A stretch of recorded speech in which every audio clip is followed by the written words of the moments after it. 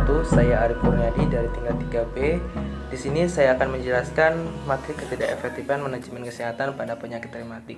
Matrik sendiri dapat dibedakan menjadi 5 bagian. Yang pertama itu tujuannya menggambarkan pengkajian keperawatan.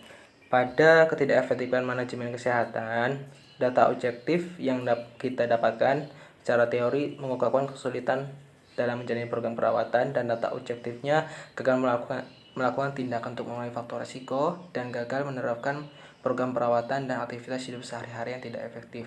Berdasarkan kasus yang didapatkan bahwa pasien mengatakan sakit pada bagian lututnya, terus mengatakan jarang sekali kontrol kesehatan di pelayanan kesehatan, tidak mengetahui tentang penyakit yang dideritanya, dan apabila sakit hanya memberi obat-obatan di warung saja. Dapat disimpulkan bahwa pasien mengalami pilihan yang tidak efektif dalam kehidupan sehari-hari dalam tujuan kesehatan, dan pasien gagal melakukan tindakan untuk mengurangi faktor risiko, dan pasien gagal untuk menjalani program pengobatan.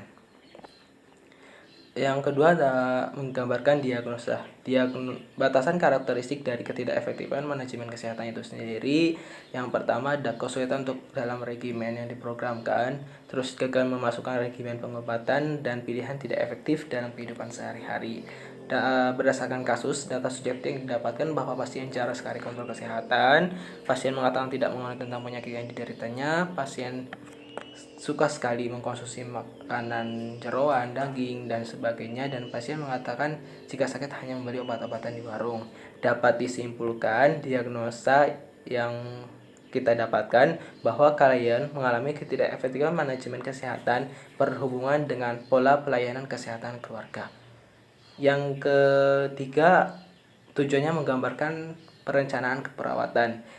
Menurut Ali 2010, perencanaan sendiri harus berdasarkan masalah yang disusun, yang jelas dan benar, dan harus realistis, dibuat bersama dengan keluarga, dan jangan lupa untuk dilakukan pendokumentasian. Berdasarkan kasus bahwa peneliti akan melakukan 3 kali kunjungan, dan keluarga belum terlalu paham tentang akibat penyakit rematik, penyebabnya apa, terus diet yang harus dijalankan seperti apa, dan bagaimana cara melakukan perawatannya. Kita juga di sini dapat mengambil indikator dari nursing outcome classification. Dapat disimpulkan bahwa keluarga mengalami kurang pengetahuan dan menunjukkan pilihan yang tidak efektif dalam hidup sehari-hari. Yang keempat, kita tujuannya menggambarkan tindakan keperawatan pada klien.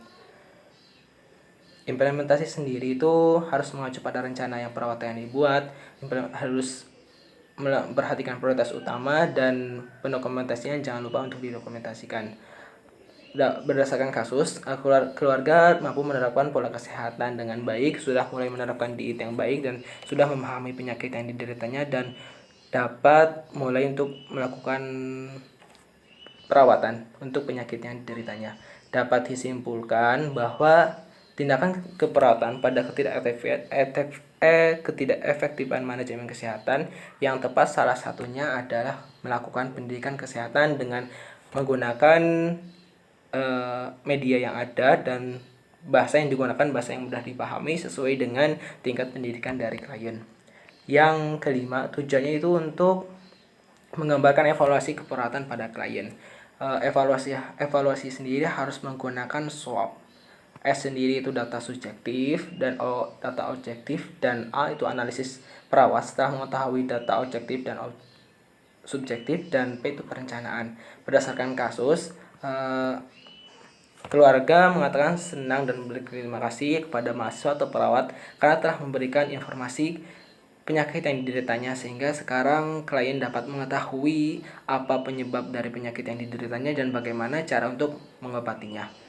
Berdasarkan kasus dan teori yang didapatkan bahwa dapat disimpulkan setelah dilakukan kunjungan sebanyak 3 kali, dapat disimpulkan manajemen kesehatan pada keluarga menjadi lebih efektif, ditandai dengan pola pelayanan kesehatan berubah ke arah yang lebih baik dan pilihan yang lebih efektif dalam hidup sehari-hari untuk memenuhi tujuan. Terima kasih, kurang lebihnya mohon maaf. Wassalamualaikum warahmatullahi wabarakatuh.